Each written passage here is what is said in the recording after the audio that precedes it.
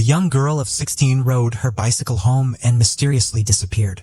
The next day, her lifeless body was found in a field near the road. The unknown criminal had taken her life and fled the scene.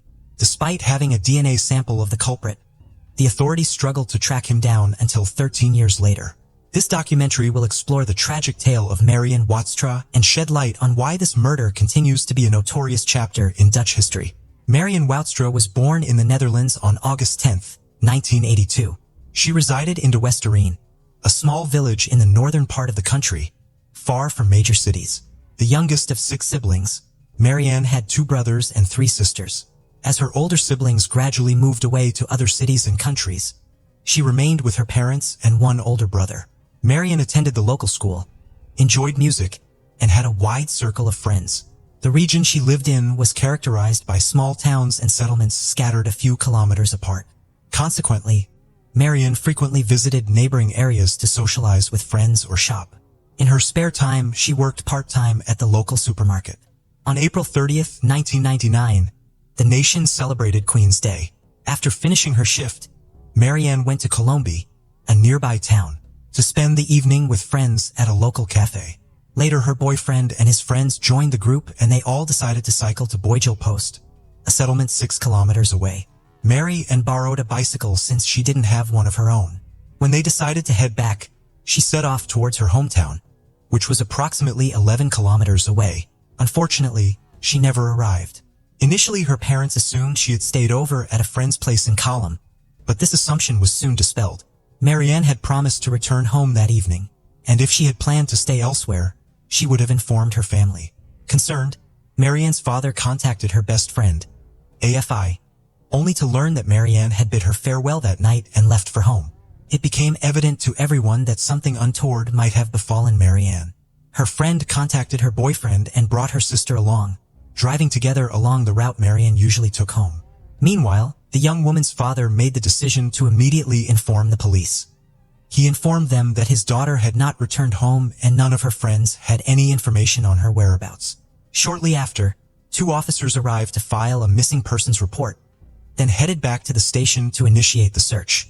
Meanwhile, AFI, her sister and boyfriend were driving close to the settlement of Finkleister, surrounded by vast fields. They spotted something shiny in the grass and stopped to investigate. As they approached, they discovered a bicycle lying in the grass. A short distance away, approximately 15 meters, they found Marianne's lifeless body. She was unclothed with a cut on her neck. The trio was deeply shocked. Afi attempted to check Marianne's pulse, but couldn't bring herself to get closer to the body. It was evident that the young woman had passed away, but her best friend was in disbelief due to the overwhelming shock. She struggled to dial the police on her phone. Multiple officers arrived promptly, with 2 officers heading to Marianne's family home. At that point, the victim's identity had not been officially confirmed, so the officers picked up her father and took him to the scene. Forensic experts were already present, and the father sadly recognized Marianne immediately. Upon examining the area, the detectives noticed a crucial detail. There were 2 bicycle tracks leading from the road to where the young woman's body was found, and only 1 track going in the opposite direction. This indicated that the perpetrator was also on a bicycle. The police scoured the vicinity for evidence, even utilizing aerial photography. But the only item discovered near the crime scene was a lighter. Marianne's friend confirmed that she neither smoked nor owned a lighter, prompting the police to send it to the lab for analysis. The medical examiners concluded that the young woman had suffered abuse and discovered traces of semen which allowed them to create a DNA sample of the killer. The same DNA was detected on the lighter. Despite uploading it to the police database, no matches were found, indicating that the perpetrator had no prior criminal history. Shortly after the body was discovered, Marianne's boyfriend, Spencer, was singled out as a suspect by the local police department head, even though there was no evidence against him. However, the young man willingly provided his DNA sample, which did not match the one found on the victim. The crime received extensive coverage in the local media and on television, as such incidents were rare in the peaceful area, prompting public pressure on the police to apprehend the culprit swiftly. Despite having the killer's DNA sample within the first week, the detectives were at a standstill with no suspects. Numerous calls from local residents suggested potential suspects, but none of these theories were confirmed. The majority of people pointed towards a specific location near where Marianne's body was discovered, a migration center for asylum seekers, mainly from Iran and Syria. This theory gained traction in the local towns, leading many to believe that a refugee was responsible for the murder. Consequently, the police had to explore this lead. Marianne's funeral on May 5th drew around 1,500 people, with many coming from neighboring communities to support her family. 2 days later, her parents organized a memorial procession, concluding with an address to the public. Approximately 20,000 individuals participated in the event, largely due to the extensive national media coverage of the case. The police received an increasing number of contacts each day, and eventually the detectives received a promising lead. Multiple individuals reported seeing Marianne at a cafe one evening, where she was approached by a man of Oriental appearance who attempted to engage her in conversation. When the young woman declined, the man made a threatening gesture towards her by running his thumb along his throat. Given that the young woman was killed in a similar manner, the police immediately launched a search for the young man. It was later discovered that he was a 15-year-old refugee from the same migration center. Although he admitted to making the gesture, he denied any involvement in the murder. Despite providing a DNA sample that did not match the one found on the victim's body, local residents continued to blame the refugees from the migration center. This led to the organization having to hire additional security guards to prevent potential conflicts. 12 days after the murder, people gathered at the migration center to protest. Initially, they demanded the release of the murderer, but the situation escalated by evening. Some individuals even threw Molotov cocktails towards the building, prompting police intervention. Since then, security at the center has been significantly increased and there have been no further demonstrations of this nature. A few days later, the police announced the arrest of a 32-year-old man who resided in the same town as Marianne. He was known as a local alcoholic and was generally disliked by most residents. The arrest was made after a witness came forward claiming to have seen the man in bloody clothes on the night of the murder. However, the man's DNA did not match the sample. The witness admitted to fabricating the entire story out of personal animosity towards the man. Upon discovering a potential link to the immigration center, law enforcement officials initiated an examination of the logbook documenting the movements of refugees from the asylum area. While refugees had the right to depart from the center, they were required to log their destination and purpose. It was revealed that 2 refugees, a 26-year-old and a 19-year-old, had left the center on the night of the murder without specifying their whereabouts. Authorities began investigating their potential involvement but withheld specific details for an extended period. The victim's father expressed dissatisfaction with the lack of information provided by investigators and the failure to apprehend the perpetrator. Subsequently, he sought the assistance of a renowned crime journalist to shed light on the case. On July 1st, the victim's father appeared on a popular television show to disclose the journalist's findings. It was revealed that the 2 refugees who left the center on the night of the murder were seen at the same cafe as the victim and departed shortly after she left with her friends. Furthermore, their whereabouts remained unknown since that night as they did not return to the center and could not be located by the authorities.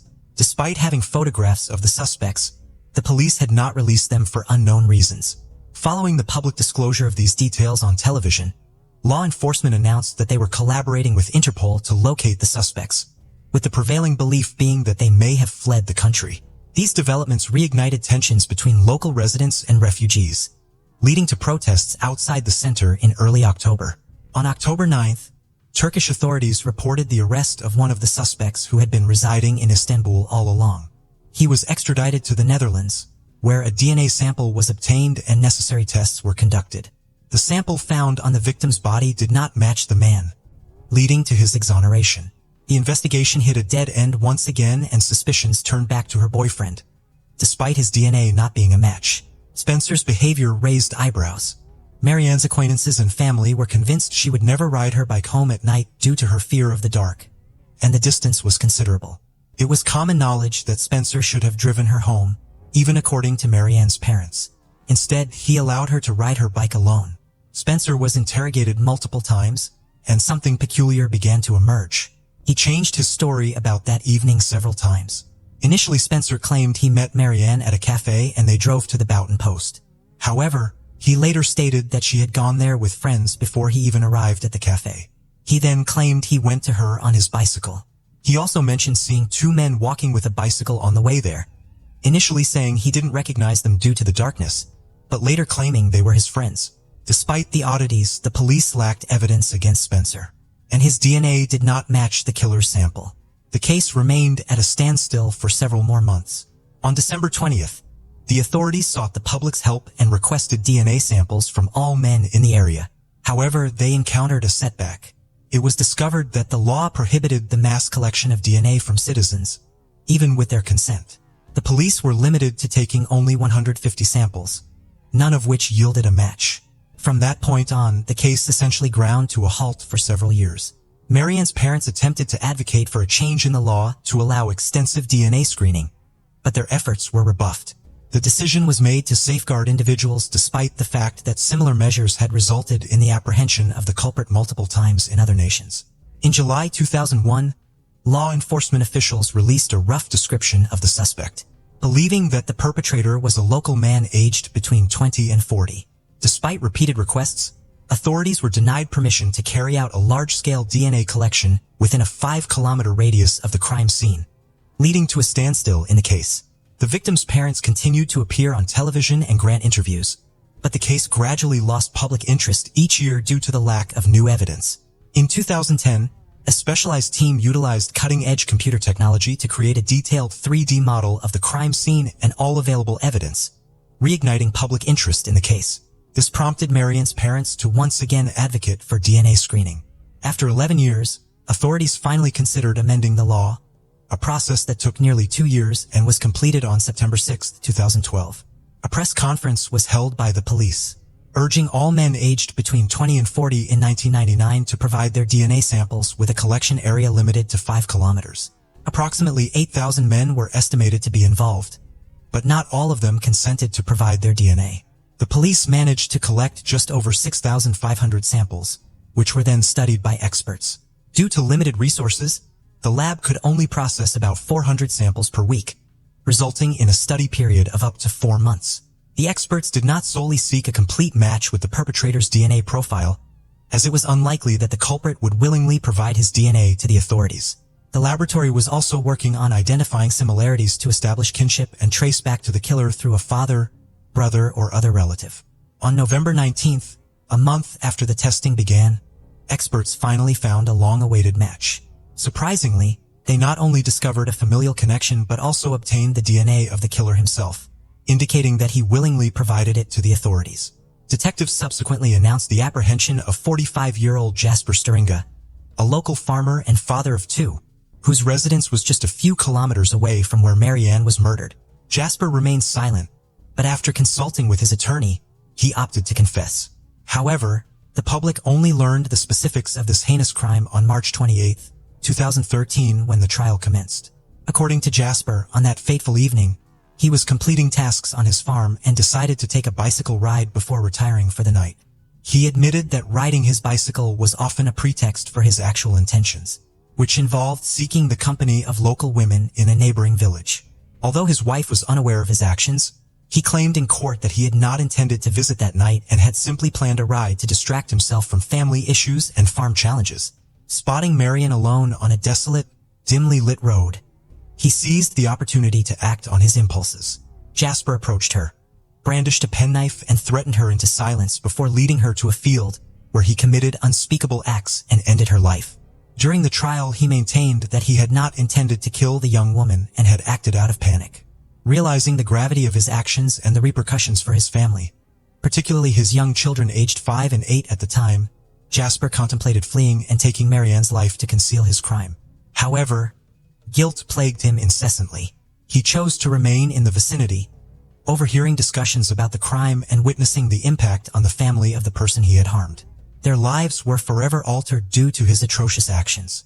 Despite contemplating surrendering to the authorities multiple times, he never reached a final decision.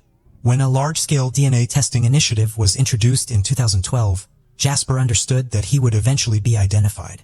With numerous relatives residing nearby, it was inevitable that one of them would provide his DNA. A partial match would be discovered by experts, prompting an investigation into all his family members, ultimately leading to his apprehension. Consequently, Jasper opted to submit his DNA, yet he struggled to muster the courage to visit the police station and admit his guilt. Following a brief trial, the judge delivered his verdict on April 19th, sentencing him to 18 years in prison out of a potential 20-year term as per Dutch law. After 13 years, Marianne's family finally witnessed the perpetrator facing consequences, although the legal system delivered an unwelcome surprise. Due to his exemplary conduct, Jasper is set to be released as early as 2024, having served less than a decade behind bars. Paula Salazar was born on September 6, 2015, in Venezuela. Her mother, Andrina Bermudez Millian, was originally from Matarin, Monegasque, while her father, Leonardo Salazar, was from Tucupita, a town in the state of Delta Amacuro. In September 2016, a year after Paula was born, the couple chose to immigrate to Ecuador with their daughter. They hoped to find better opportunities for themselves and for Paula. Soon after settling in Quito, Ecuador's capital, tensions within the family began to grow for several reasons. Eventually, Andrina decided to separate from Leonardo and moved with Paula to Cuenca, the third largest city in Ecuador. In Cuenca lived the mother of Andrina's best friend. She generously offered them a place to stay while they looked for a new home and searched for work. Meanwhile, due to the circumstances and their separation, Leonardo chose to return to Venezuela. Later, he emigrated once more, this time to Trinidad and Tobago. Leonardo had been disabled for many years. An accident during his youth had left his left arm completely incapacitated. Because of this disability, it was difficult for him to obtain stable employment even in Quito. After moving to Cuenca, Andrina nearly cut off communication with Leonardo altogether. She informed him only once that she had found work on a farm in Tabacundo. A few months after separating from Leonardo, Andrina began a new relationship with Washington Andreas Imero, a local Ecuadorian and the owner of the farm where she worked. Washington came from a wealthy family. When Paula was around 18 months old, Andrina moved in with Washington along with Paula. On April 7, 2019, Andrina and Washington welcomed a child together. This period brought happiness and unity to the family. However, everything changed dramatically on March 27, 2020. An incident occurred that had a profound impact on the lives of everyone involved. During that time, the family was living comfortably, enjoying their days on the farm, and everything seemed to be going well. One day, Andreas decided to take Paula by car to the flower plantations. However, on the way there, the girl suddenly became very ill. She felt dizzy and began vomiting. With no other option, Andreas stopped at a public restroom. As soon as they entered, Paula vomited again. Andreas then chose to leave her alone for a few minutes while he returned to the car to get a change of clothes since hers were dirty. When he returned, he found Paula lying with her head inside the toilet bowl. He immediately pulled her out and attempted to provide first aid before rushing her to the hospital. By the time the 4-year-old was handed over to medical staff, she was showing no signs of life. Doctors declared Paula dead after conducting an initial examination. They soon noticed inconsistencies in Andreas's account. For example, they observed bruises on her body and face that did not align with his explanation. In such cases, medical protocol requires doctors to inform the police, which they did immediately. Police arrived shortly afterward and arrested Andreas as a suspect in Paula's death. Although he claimed that she had drowned in the toilet bowl, the autopsy revealed a far more disturbing reality. Tests indicated that Paula had been dead for about 24 hours by the time she arrived at the hospital. This finding contradicted Andreas's timeline of events. He said that he had performed first aid and cardiopulmonary resuscitation on her only 20 minutes before taking her to the hospital. Additionally, the autopsy revealed serious injuries: several broken ribs, multiple microtraumas, a fractured spine, and sepsis, all of which contributed to her death. It became evident that Paula's death was not an accident. Her small body showed numerous injuries, both recent and old. Paula's father, Leonardo Salazar, learned about her death on March 30th, several days after the events had occurred. His mother, who was still living in Venezuela, informed him by phone. She had found out through a friend of Andrina's. After Leonardo left Ecuador, Andrina started a new relationship and stopped communicating with him entirely. As a result, Leonardo remained unaware of the tragedy for 3 days. During that time, he could only see Paula through photos sent by Andrina and their mutual friends. In addition, Andrina blocked Leonardo on all social media platforms, preventing him from having any form of communication with Paula. She also cut off contact with nearly all of Leonardo's relatives. It is worth noting that she managed to turn most of their mutual friends against Leonardo by portraying him as uninterested in maintaining a relationship with Paula. Despite these difficulties, Leonardo remained determined to find out what had happened to his daughter. However, Andrina's family offered a different explanation for her death. At the time, Ecuador, like much of the world, was under quarantine due to the pandemic. Naturally skeptical of this claim, Leonardo began researching virus-related deaths in the country through social media and news websites. He soon discovered that none of the few reported victims were children. With help from his relatives, Leonardo continued investigating. One relative sent him a newspaper article reporting the arrest of Andreas on suspicion of Paula's murder. Determined to find answers, he called Andrina every day until she finally returned his call 10 days later. Because her lawyers had forbidden her to speak, the next step Leonardo took was to create a Facebook page with an acquaintance of his. This page was dedicated to Paula. They also set up an Instagram profile called Justice for Paula. The post they published caused a huge backlash across social media, the main goal to bring those responsible for his daughter's death to justice. On the same day that Andrina called Leonardo, she arrived at the morgue to begin arranging her daughter's funeral. Even though the prosecutor working on the case asked for more time to investigate the body, Paula's funeral still took place on April 10, 2020. Andrina did not allow a second autopsy to be performed on Paula. Thanks to information posted on social media and shared by Andrina's friends, people in her circle contacted Leonardo and told him about Paula's sad life before her death. They sent Leonardo various pieces of information they had collected, most of which were isolated recordings of conversations, photos, audio clips, and similar items. According to witnesses, ever since Paula's mother moved in with Andreas, Paula had endured abuse from both her stepfather and her own mother. Not only did Andrina allow her daughter to be treated this way, but she herself was directly involved in it. Everyone noted that Paula seemed happy and cheerful only when she was playing alone. In the presence of her stepfather, she appeared depressed, acted shy, and became suddenly very fearful. At one point, the little girl told people she trusted that her mother and stepfather would beat her if she misbehaved. One day she even confessed that as punishment, Andreas pushed her into a wall where she hit her head. Paula referred to her stepfather as nothing less than a monster, and was undoubtedly very afraid of him. She constantly had nightmares and suffered from insomnia at a young age. The couple initially preferred that the girl, who was 2 years old at the time they moved into the stepfather's home, sleep alone when falling asleep. Paula often cried, but no one paid any attention to her. Additionally, her mother and stepfather forced her to manage on her own without assistance. Moreover, her mother Andrina had been teaching her how to cook since she was 2 years old, which seemed unreasonable. Paula was compelled to prepare her own breakfast and dinners because her mother preferred to sleep in the mornings and take a break from caregiving in the evenings. She simply did not want to care for her daughter. Andrina did not mind that Paula had to handle the oven by herself despite the inherent dangers. At preschool, where Andrina had enrolled Paula, the girl frequently complained of pain in her legs and back and often mentioned she could not walk. Her constant complaints, along with the bruises on her body, prompted the teacher to show her to doctors at a health center. After an examination, they concluded that Paula was being mistreated at home. The teachers then called a special police organization to investigate the abuse within Paula's family. Officials took up the case and decided to send Paula somewhere safe while they conducted their investigation. Consequently, on October 16, 2019, Paula was temporarily transferred to her uncle's care, Andrina's brother. A hearing on the matter was set for December 4, 2019. Unfortunately, the teachers who were supposed to testify never appeared for reasons unknown. As a result, they scheduled a retrial for February 27, 2020. However, once again, all the teachers failed to attend. Consequently, the court had no option but to dismiss all charges against Paula's parents and return her to her mother. 1 month later, on March 27, Paula passed away.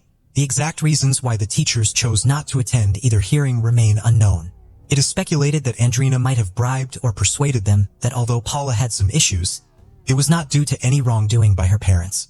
After Paula's tragic death, Andreas was placed in protective custody during the investigation. He soon appealed this decision, resulting in a hearing on June 12, 2020.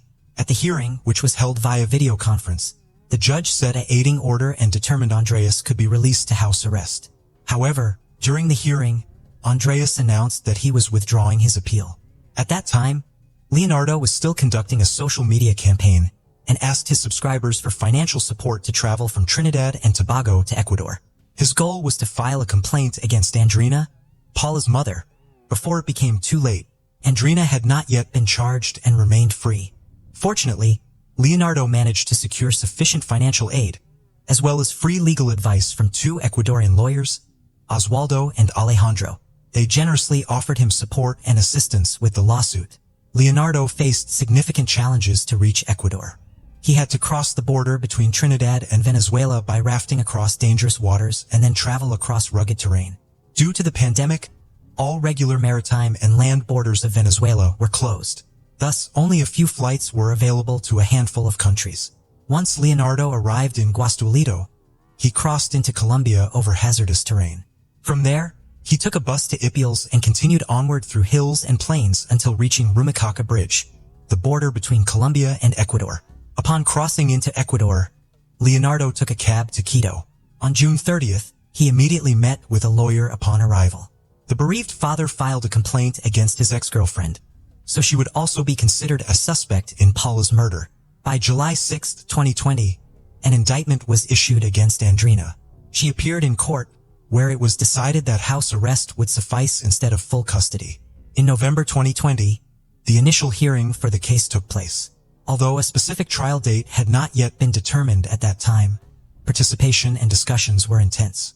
Leonardo's attorney voiced concerns about Andrina's potential escape risk, and as she had previously attempted suicide using pills, the lawyer requested that Andrina be fitted with an electronic monitoring bracelet. The judge denied this request and also reduced her required court appearances to once a week instead of twice. However, shortly after, Andrina requested a reconsideration regarding the necessity of wearing the electronic bracelet. Consequently, another hearing was held on November 16th to review this decision. These developments inevitably caused delays in the trial proceedings, but eventually the judge set a new date for December.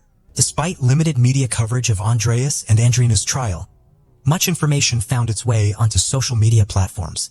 However, due to the pandemic dominating news coverage at the time, some details remained unreported. The trial began on January 14, 2021. At that point, no final decision had been made regarding Andrina's alternative imprisonment options, while Andreas remained detained at the Regional Detention Center. The trial was conducted behind closed doors, with no media representatives present. Some participants attended via video link to ensure proceedings continued smoothly despite restrictions. According to testimony from the doctor who performed Paula's autopsy, several disturbing findings were made. Nearly all of her spinal discs had been ruptured. She suffered broken ribs, some of which had healed naturally over time, and she displayed symptoms like nail stigmata, where nails grow into the skin, as well as bruises and scratches on her face and body. Furthermore, there was fluid accumulation in her lungs and serious injuries, such as scars on her head and lacerations on her colon. These medical findings suggested prolonged physical trauma before Paula's death, and became critical evidence in understanding what transpired during her final days. The later injuries were what caused the infection to develop into sepsis, ultimately leading to death. The autopsy report confirmed that by the time Andreas took Paula to the hospital, she had been deceased for approximately 24 hours. The extent of her internal and external injuries revealed the severity of cruelty she had endured, as well as the negligence of her guardians, who never once sought medical attention for her. Additionally, Paula was malnourished, underweight, and too small for her age, with clear mineral and nutritional deficiencies. Regarding Paula's injuries, her mother, Andrina, tried to persuade family and friends that Paula had numerous psychological problems. She asserted that these issues led to self-harm behaviors which were attempts by Paula to attract attention. According to Andrina, when Paula's younger brother was born, Paula began lacking parental attention, stopped sleeping at night, and attempted to manipulate everyone through crying. In October 2019, even though Paula was supposed to stay with her uncle per a board's decision, she actually continued staying at her parents' house most of the time, and only slept at her uncle's house occasionally. This indicates that measures taken by authorities did not achieve their intended outcomes. Furthermore, it was established that in 2017, shortly after Leonardo's departure from Ecuador, Paula began experiencing abuse, likely starting right after Andrina entered into a relationship with Andreas. At the trial attended by over 40 witnesses from the accusing party, it was confirmed that Paula endured abuse for at least 3 years of her short life. At the final hearing before the judge delivered the verdict, Andrina claimed full responsibility for the child's abuse. She admitted to beating Paula with a belt and sometimes using her fists. Through this statement, Andrina attempted to deflect blame away from her partner Andreas. She stated emphatically that he was innocent, that he had no involvement in the matter, and that he had never mistreated Paula. Andrina also mentioned that she had reprimanded her daughter for causing issues with her new husband. Breaking up with him meant returning to the streets and losing the financial stability she could only gain through his support. Taking care of her daughter was not her main concern. Upon reviewing Paula's circumstances, the judges expressed concern for the couple's newborn son. However, they noted that this child, unlike Paula, was never abused. It is worth mentioning that Andreas opted to exercise his right to remain silent and has not commented on the incident since his arrest. On February 3, 2021, Paula's trial concluded with both defendants being found guilty of murdering the girl. The maximum penalty for this crime is 13 years. Leonardo's original attorneys and the prosecution sought the maximum punishment for the perpetrators. However, considering an aggravating factor that Paula was just 4 years old and unable to defend herself, the chief judge sentenced Andrina and Andreas to 17 years and 4 months in prison. According to Ecuadorian law, convicted individuals have 3 days to appeal a verdict. The couple, as anticipated, indicated their intention to do so immediately. Despite being sentenced to 17 years and 4 months in prison, Andrina remained under house arrest instead of being jailed directly. She utilized her opportunity to appeal, necessitating higher court confirmation of her incarceration sentence. Meanwhile, she continues to follow the previously imposed measures. This situation is markedly different from Andreas's case. He was detained upon his appearance at the hospital with a deceased girl. Public outrage has been palpable over Andrina remaining at large. Of particular note is Leonardo's anger and concern over her potentially evading justice. Marlena Danielle Childress was born February 17, 1983 to Pamela and Kevin. Her parents would eventually divorce, and in 1987, 4-year-old Marlena lived in Union City, Tennessee with her mother, Pam Bailey, her stepfather, Johnny Bailey, and 4-month-old half-brother, Damon. On April 16, 1987, Pam had taken Marlena and her stepson, Jerry, to a nearby store to buy candy. While they were there, Jerry and the store owner recalled seeing a man speaking to Marlena while standing outside a red car with a McCracken County, Kentucky license plate. Then about 3 p.m., Marlena was playing in the yard of her home and her mother stated she heard a car slam on the brakes, and when she looked out of the window, she claimed to see the same 2-door older red car speeding away with the McCracken County, Kentucky license plate. She said when she went to check on Marlena, she was gone and then reported her missing. The man that was seen talking to Marlena earlier in the afternoon at the nearby store was soon tracked down, but was ruled out as a suspect. This put Bailey's claims into question. Marlena's biological father and her stepfather were also cleared of any involvement. Bailey then checked herself into a local hospital for several days complaining of exhaustion. 2 months after Marlena's disappearance, her mother told investigators that she had hit Marlena while trying to discipline her and had unintentionally killed her. She told a private investigator hired by Bailey's family that Marlena was misbehaving, so she turned around and slapped her so hard that she fell over and hit her head on a table. She said she then placed Marlena's body in her truck and drove to the nearby town of Martin. She also said that she found a family friend named P.L. Summers for assistance, and he met her at a bridge on Campground Road where they both proceeded to throw her body into the North Fork of the Obion River. Even though a search of the river turned up no trace of Marlena, a bone and a stained cloth were found about 4 miles downstream from where Pam claimed to have dumped the body. These items were then sent to Nashville for testing, but it's unclear what the results were. Pam was ultimately charged with second-degree murder. When Summers was questioned by police, he denied any involvement, saying he knew Bailey but hadn't even seen her in 2 years. He also had a solid alibi for the day Marlena disappeared and was never charged in connection with her disappearance. Though months later, Summers would be arrested on an unrelated charge of fondling a 9-year-old boy in his backyard. Bailey recanted her confession shortly afterwards, stating she had made up the story because she was emotionally distressed, taking medication for depression, and had been psychologically coerced. Instead of implicating Summers as her accomplice, now claimed that he had sexually abused her as a child, and when he stopped by her house and she resisted his sexual advances, he retaliated by kidnapping Marlena. Bailey made several more conflicting statements about her daughter's disappearance. At one point, she said she had sold Marlena to pay off a drug debt. After she was charged with Marlena's murder, she was given a court-ordered psychological evaluation at a mental institution, and they deemed her mentally fit to stand trial. The case went to a grand jury, but with nobody or any other evidence against Pam, they decided not to indict her for Marlena's death, and she remained free. In May of 1989, A report of child neglect was filed against a home in Anniston, Alabama in the months following Marlena's disappearance. The family that lived in the home had the surname Childress, but they weren't related to Marlena.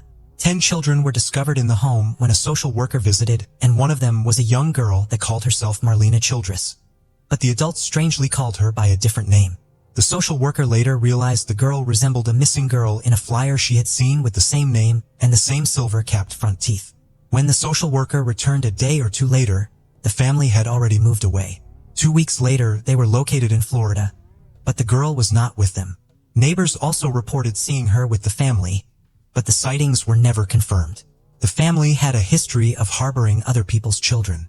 Once in Florida, the father was later arrested on sexually abusing 2 of his children. After Marlena's disappearance, quickly moved to Mayfield, Kentucky to live with her parents and had another son named Casey. On April 22, 2002, 6 days after the 15-year anniversary of Marlena's disappearance, Bailey told Casey, who was now 12 years old, that she had a surprise for him and he needed to be home at 7:30. She had him get into the car and drove him 3 miles to the Arnett Cemetery while he was blindfolded with a blue handkerchief. Pam would then lead Casey to a cemetery marker with the word son inscribed on it and had him sit down next to it. She then stabbed him 3 times in the neck and shoulder. Thankfully, Casey was able to escape to a nearby house where Russell Legends lived, then drove by the Legends house a few times. Casey told Russell his mother tried to kill him and he didn't know why. Casey also said his mother told him he was partially responsible for her getting a divorce because of his attitude.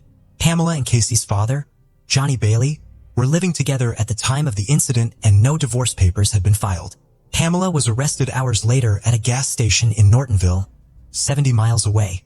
Casey was released from the hospital the next day to the custody of his father. When Pam was arrested, she claimed that she completely blacked out and had no memory of stabbing her son. She was then charged with attempted murder, but ultimately wound up pleading no contest to second-degree assault. She received a 10-year prison sentence and has since been released. This incident prompted police to reopen the investigation into Marlena's disappearance, but she has still never been found. Bailey and Johnny did actually get divorced, but he still lobbied for his ex-wife's early release in 2004, claiming that Casey was no longer afraid of his mother, and he would have had no problem having her around his children. Marlena has never been found, and as of today, this case remains unsolved. Deep within the confines of a landfill in Rankin County, Mississippi, a chilling revelation sent shockwaves through the community. Unearthed amidst the trash and debris, a lifeless body was discovered, discarded without a shred of dignity. Who was this unfortunate soul, callously dumped within the heart of this trash heap? On the morning of September 3, 1978, a disturbing discovery was made in an illegal landfill near an old bridge in Rankin County, Mississippi. The lifeless body of a young woman was uncovered, wrapped in a blanket. This once serene and beautiful area near the Byram swinging bridge had been transformed into a grim crime scene. The victim had been callously discarded amidst piles of waste, as if her very existence had been discarded like yesterday's garbage. Despite the diligent efforts of the investigators, there were no immediate clues to identify the young woman, and it appeared that she had been deceased for several days prior to her discovery. She was a nameless victim, without any loved ones to mourn her tragic loss. The exact details of her demise were not immediately clear, but investigators did observe a severe blow to her head. Completely unclothed and devoid of any personal belongings, she seemed to have materialized out of thin air, only to meet a cruel fate at the hands of a heartless perpetrator. Who was she and who could have committed such a heinous act? These were the haunting questions that plagued the minds of the investigators. It was difficult to fathom the pain and suffering this young woman had endured before her untimely end. Her body was promptly sent for an autopsy on that very same day, September 3, 1978, in order to determine the cause of her death. The mystery surrounding her deepened as the autopsy report revealed that she had suffered a severe head injury. Although there were no signs of physical assault or sexual abuse, the examiners did discover multiple abrasions on her face, arms, and back. Despite their meticulous examination, they were unable to ascertain the exact circumstances that led to her tragic demise. The only clue they had was her estimated age, which ranged between 20 to 25 years old. The investigators were resolute in their mission to bring justice to the unknown victim discovered at the illicit landfill in Rankin County. On September 4, 1978, they diligently combed the area, knocking on doors and questioning locals in search of any recollection of suspicious activities or unusual incidents during the time when the victim's body was found. Unfortunately, no one seemed to possess any knowledge about the woman's identity, leading the investigators to christen her as Mississippi Jane Doe. Undeterred, they pursued leads across the United States and Canada, hoping to unveil her true identity. However, every avenue they explored proved fruitless and the case eventually grew cold, fading into obscurity, leaving behind unanswered questions and a prevailing sense of injustice for the victim. For more than 4 decades, the case remained in this state. Finally, a glimmer of hope emerged in April 2021. Case was entered into the National Missing and Unidentified Person System, seeking assistance in the aspiration that someone, somewhere, would recognize her and shed light on her identity. Despite the aid of advanced technology and the resources of the National Missing and Unidentified Person System, the woman's identity remained an enigma. It appeared that the mystery of the unidentified Jane Doe would forever remain unsolved. However, fate intervened when officials from Ohio reached out to Rankin County Coroner David Ruth and his deputy Heather Smith regarding a remarkably similar case in their state that had been resolved using genetic genealogy. Suddenly, the Mississippi officials found themselves reinvigorated and determined to take a significant step towards uncovering her identity. They petitioned the courts to exhume the victim's body, and after careful evaluation of the evidence, Judge Dewey Arthur fulfilled their request. Case that lay dormant for so long was on the brink of being reignited, marking the beginning of a new phase in the quest for answers. In April 2022, officials set out on a mission to unravel the truth behind a mystery that had puzzled many for decades. With unwavering determination and a meticulous attention to detail, Coroner David Ruth and his team carefully unearthed the body of the homicide victim, who had been laid to rest for over 40 years. The collection and preparation of forensic evidence were carried out with utmost care as they understood the significance it held in potentially identifying her. Their primary objective was crystal clear: to extract the DNA needed to unlock the secrets of the past. In the heart of Mississippi, a philanthropist named Carla Davis dedicated herself to aiding in the resolution of the state's cold cases. Fueled by a strong sense of justice and a compassionate spirit, Carla generously funded the exhumation of the unidentified woman and pledged ongoing support for the investigative work required to establish her identity. She recognized that uncovering the woman's name was pivotal in cracking the case and providing closure to her loved ones. Carla's unwavering commitment to justice and empathy towards the victim and her family serves as a poignant reminder that even in the bleakest of circumstances, there are individuals advocating for what is right. Despite encountering setbacks with the initial DNA testing efforts, Carla Davis and the resilient Rankin County investigators refused to succumb to despair. They opted to enlist the expertise of Othram, a cutting-edge laboratory renowned for its success in solving intricate cases. Having already tackled numerous challenging investigations in Mississippi, Othram eagerly accepted the task of delving into the forensic evidence of this particular case. Armed with a renewed sense of optimism, they embarked on a third round of testing, resolute in their mission to unveil the woman's identity. In a groundbreaking scientific development that breathed fresh life into the long-standing case, Othram Laboratories received a minute vial of forensic material from the 1978 Jane Doe. The Othram lab team refused to give up, despite facing previous failures in DNA extraction. Their determination paid off when they successfully produced a DNA extract that could potentially solve the case. With cutting-edge forensic-grade genome sequencing technology, the Othram scientists dove into the genetic code of the unidentified female homicide victim. The genetic puzzle hidden within her bones was meticulously pieced together by the hardworking team at Othram. Through their expertise and state-of-the-art equipment, they decoded the mystery of her genetics and crafted a detailed genealogical profile. Chief genetic genealogist Carla Davis spearheaded the search for potential relatives of Mississippi Jane Doe. A Mississippi native committed to solving unsolved cases in the state, Carla tirelessly scoured public records, social media, and other sources to track down potential family members. After thorough research, Carla unearthed a possible close relative of the victim, potentially her daughter. Subsequent DNA testing confirmed the investigative leads provided by Othram. The 1978 Jane Doe mystery was finally unraveled, bringing closure to her family. On February 12, 2023, the long-unknown Jane Doe was identified as Tanya Lee Willis Mullins. Tanya, born on May 12, 1956 in Potter, Texas, was remembered as a compassionate individual who carried her mother's values of kindness and empathy throughout her life. Tanya possessed a gift that brought solace to those around her through her melodious voice, even from a young age. Her gentle nature and warmth endeared her to both family and friends, leaving a lasting impact on all who crossed her path. Tanya's encounter with James Mullins, a fellow student at River Road Independent School, occurred during their vibrant teenage years in the early 70s. Destiny played its part, bringing them together in a tranquil Texas town where love had the power to ignite excitement. The moment their eyes met, they recognized their undeniable connection and knew they were destined to be together. Although Tanya was initially reserved, James' infectious smile and laid-back demeanor brought out the best in her. To James, Tanya completed the puzzle of his life, and he had never experienced such a profound bond before. Despite facing opposition from James' family, who viewed Tanya as an outsider, their love remained unwavering. James refused to be swayed by others and was resolute in his commitment to be with Tanya. Undeterred by their parents' objections, the couple exchanged vows, determined to forge a life together. Tanya, a stunning bride, fearlessly stood up for her beliefs and consistently prioritized the needs of others over her own. Her unwavering strength and determination permeated every aspect of her life, and her love for her family knew no bounds. Thus, the young couple embarked on a journey of love and devotion after their marriage in 1973, a journey that would shape their lives for years to come. After a blissful year of marital bliss, Tanya and her beloved husband, James Mullins, welcomed their first bundle of joy, Tammy, into the world in the year 1974.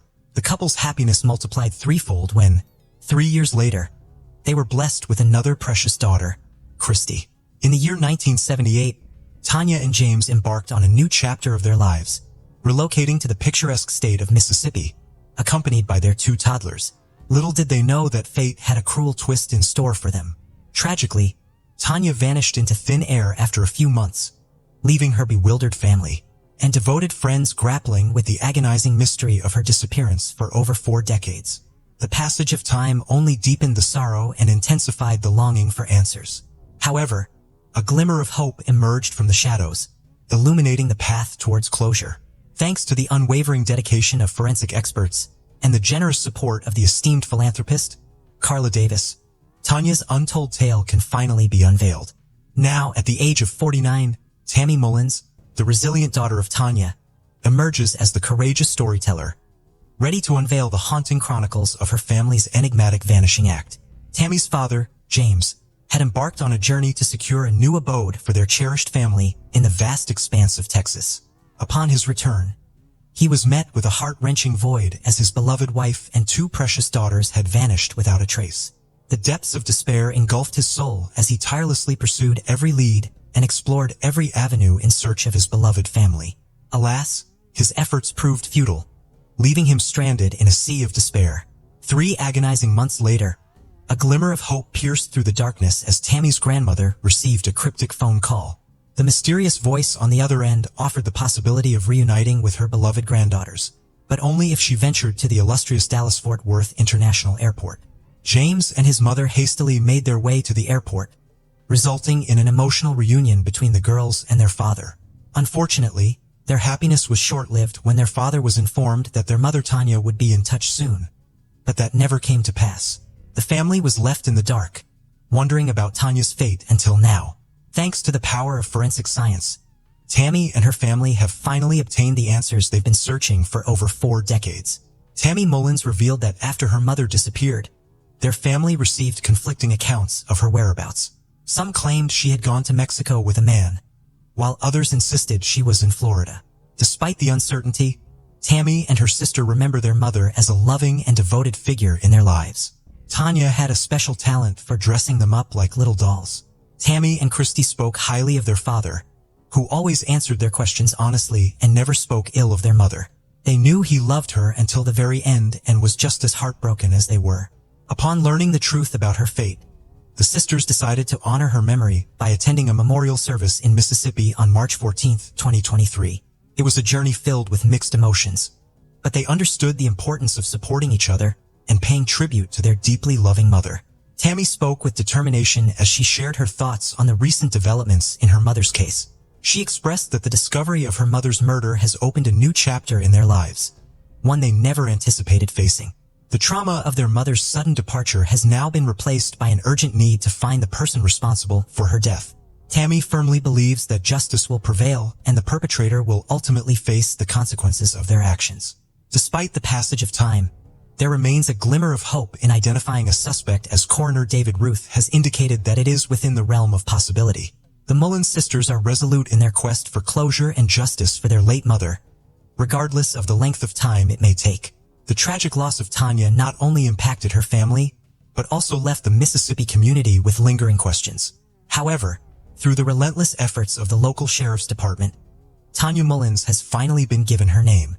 Coroner David Ruth expressed his contentment with this development, emphasizing that uncovering the victim's identity was the most fulfilling aspect for him.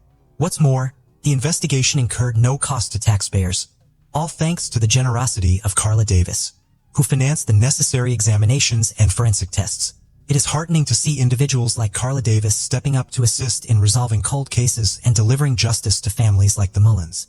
While the missing persons case has been closed, but the pursuit of justice in Tanya's murder continues as the perpetrator remains at large. Robert Peter Kissel was born on April 21, 1963 in Manhattan, and was raised in the New Jersey suburbs. Born to William Kissel, a prominent businessman, he was the middle child among 3 siblings. His elder brother, Andrew Kissel, and younger sister, Jane Kissel Clayton, completed the family. Robert had a close bond with his brother, Andrew, who was 4 years older. They shared a healthy competition for success from a young age. Even as teens, their personalities diverged. Robert was a great sportsman and the all-American boy. He also had an intuitive knack for numbers and an inclination to help people. Andrew, on the other hand, leaned more towards prioritizing personal achievement and would go to any length to be successful. Robert pursued his education at the University of Rochester's College of Engineering and later at New York University. He graduated in 1986. After attending the University of Rochester, Robert put his bachelor's degree in optical engineering to use by entering the toner business owned by his father. In 1987, he took a trip to a Club Med resort in the Caribbean's Turks and Caicos Islands, a journey that would change his life. There he encountered a slender 22-year-old waitress named Nancy Keeshan. Robert, captivated by Nancy, described her as vivacious and attractive. The connection between them grew stronger, and about 2 years later, the couple decided to move in together. They eventually tied the knot in 1989. On May 1, 1964, Nancy entered this world as the daughter of Gene and Ira Keeshan. Originally from Michigan, she relocated to Oakland, California with her mother following her parents' divorce. She pursued art studies at Parsons School of Design in Manhattan's Greenwich Village while working in various restaurants, including E.J.'s Luncheonette.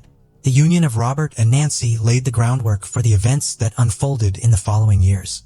In 1990, the year after their wedding, Robert pursued further education at New York University's Leonard and Stern School of Business. In 1991, he successfully graduated with a master's degree in business administration. During his time at NYU, Robert studied under Edward Altman, a finance professor renowned for inventing the Z-score, a mathematical formula to assess a company's risk of bankruptcy. Impressed by Robert's capabilities, Altman appointed him as a teaching assistant. He reflected on Robert's time as a student and stated that Robert was a very bright, ambitious, and pleasant student who really blossomed after his graduation. He also claimed that Robert was very focused and intense in his work. During this period, Nancy Kissel had stopped attending art school to support Robert while he pursued his studies at NYU. In 1991, Robert began his career at Leidenberg Thalmann & Company, a Wall Street investment firm where he specialized in distressed debt. A year later, he moved to Lazard Frears & Company and became a vice president in the high-yield group. By 1997, Robert joined Goldman Sachs and was sent to Hong Kong as a managing director in its Asian Special Situations Group. In Asia, Robert faced the aftermath of an economic crisis, with opportunities arising from distressed debt. Foreign investors had dumped shares, which created cutthroat conditions in businesses. In June 2000, Robert moved to Merrill Lynch, the largest U.S. securities firm by brokers, to lead its Asian distressed debt business. Over the next 2 years, Merrill purchased at least $500 million of bad debts in Korea and around another $200 million in Taiwan. Robert had brought along his friend and colleague, David No from Goldman. In the wake of the crisis, Robert gained immense respect as a top-tier investor in Asia. Joseph Draper, a Hong Kong-based managing director at Citigroup Incorporated, the world's largest financial services company, collaborated with Kissel to purchase bad debts in Taiwan. The duo had prepared rival bids for the $1.8 billion of distressed debt from the Bank of China at the time when Robert's life was tragically cut short. Through all the downfalls and successes, Robert and Nancy remained close to his brother Andrew and his wife, Haley Wolf. They ventured into business together, with Robert investing $500,000 in one of Andrew's real estate companies. They occasionally vacationed together at multi-million-dollar homes in Stratton, Vermont. This was a resort in the Green Mountains about 4 hours north of New York where they had skied as children. It was a blessed model family, and they had everything they could ever want. By 2000, Nancy Kissel had 2 small children, Elaine and June, and an infant named Reese. The move to Hong Kong brought additional pressure for both her and the family. Adjusting to the foreign environment and being frequently alone due to Robert's extensive travels made it challenging. Robert's demanding work schedule left him with little time for his children. Despite these challenges, Nancy excelled as a mother. They took time to settle into the new environment, but eventually began to find spaces to pursue their hobbies. In a city without skiing, Robert still found time for sports, participating in Trail Walker, a grueling 60-mile mountain trek taking 12 to 48 hours to finish. Nancy dedicated herself to volunteer work, contributing at the Hong Kong International School, a $15,000 a year private school attended by their 2 oldest children, and at the United Jewish Congregation. She also organized an annual Halloween party for all the residents of their 20-story tower at Parkview, the largest private housing estate in Tai Tam, Hong Kong. In 2003, at the age of 40, Robert became an expatriate banker, leading a lavish life in a $20,000 a month, 3,270 square foot apartment with a breathtaking view of Hong Kong's skyline and the South China Sea. His sleek silver Porsche Carrera to live in Filipina maids and a $20 million fortune spoke of his prosperity. And this was the same year he was found lying dead wrapped in a carpet. The incident began when Robert missed a conference call on November 3, 2003, according to David No, his colleague and friend. Concern grew as he didn't show up for an important meeting the next day, where they were supposed to prepare a bid for Bank of China's distressed debt. As the week went on, colleagues and friends became more worried about Robert. By Wednesday, November 4th, David decided to inform the authorities about his disappearance. After this call, Hong Kong authorities went to the Kissel residence, where they met Nancy and their 3 children. But Robert was nowhere to be seen. Consider it a simple gut feeling, but officers felt a bit uneasy about the situation. Despite the place looking clean, they didn't like how Nancy behaved or talked about Robert. She made it clear to officers that she filed a missing persons report that very same morning, claiming he had left after assaulting her. However, officers didn't believe her story. From an intuitive perspective, Robert's disappearance didn't make sense, so they chose to investigate further around the property. Around midnight on November 6, 2003, investigators finally discovered what they were searching for. A serviceman at the complex had tipped them off about Nancy seeking help to move an old rug into the apartment garage. This rug proved to be exceptionally heavy, requiring 4 service members to handle it. And those who assisted noted a suspicious fishy smell. When they entered the storage room, investigators swiftly located the item of interest. Behind the door there was a rolled-up oriental rug tied tightly with rope and secured with layers of tape. On top of the rug was a pillow and a bag filled with bed sheets, and they all appeared oddly bulky. As they unrolled the rug, suspicion transformed into sheer horror. Inside, with a plastic bag secured around his head, lay the lifeless body of Robert Kissel. His entire form was wrapped within a large white plastic bag and bound with layers of tape. Investigators immediately recognized that he had been deceased for a considerable period, as the unmistakable odor of decay permeated the scene. At 2:41 a.m. on November 7, 2003, a mere 2 hours after the discovery of Robert Kissel's body, police officers arrested Nancy Kissel. She faced charges for the murder of her own husband. When police examined Robert Kissel's body, they found out he was hit 5 times with a blunt object. An autopsy showed he had 5 prescription medications in his stomach, which included a strong sedative called Rohypnol. During Nancy's interrogation, she asserted that Robert came at her with a baseball bat, and in self-defense, she swung back. According to her, she then blacked out and had no memory of how he died and ultimately ended up wrapped in a carpet. She also said that for years, Robert had subjected her to both mental and physical abuse. Nancy also claimed that her husband had a history of cocaine abuse and heavy drinking. She portrayed a narrative of having endured years of mistreatment. Additionally, Nancy asserted that Robert Kissel had actively searched the internet for both male and female partners in Taiwan and Paris. Their life had seemed perfect, and to the world, they appeared happy. However, there was more lurking beneath the surface. As detectives looked deeper into the couple's history, a lot of information came to light. Robert and Nancy's story was like a roller coaster, and their love life had its ups and downs, much like their marriage. For many years, Rob and his wife seemed like a fantastic and fun couple. Moving to Hong Kong wasn't Nancy's preferred choice, especially since Rob worked long hours and traveled a lot. But he made a fortune and they enjoyed a luxurious lifestyle. Nancy came from a more modest background and loved the money. She shared a similarity with Andrew in that aspect. One of her best friends mentioned the more money she's got, the more she wanted to spend it. Even though Nancy sometimes boasted about her intimate life with Rob, things took a turn during a spring 2003 visit to their Vermont house.